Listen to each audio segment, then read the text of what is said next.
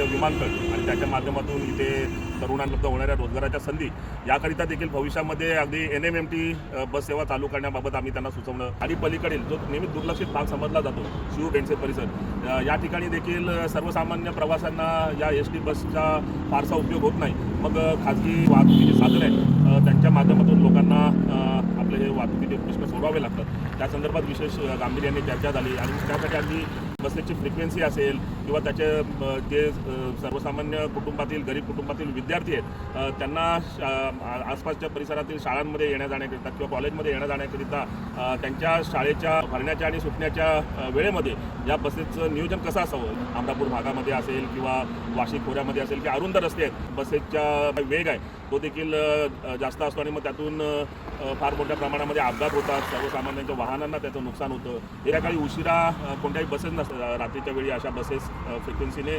सोडाव्यात अशी देखील विनंती आमच्या माध्यमातून करण्यात आली। पुरीसारखे किंवा तुळजापूर असतील किंवा पंढरपूरच्या तीर्थस्थळं असतील, अक्कलकोट असतील अशा ठिकाणी अगदी नियमित पद्धतीने या बसेस चालल्या पाहिजेत।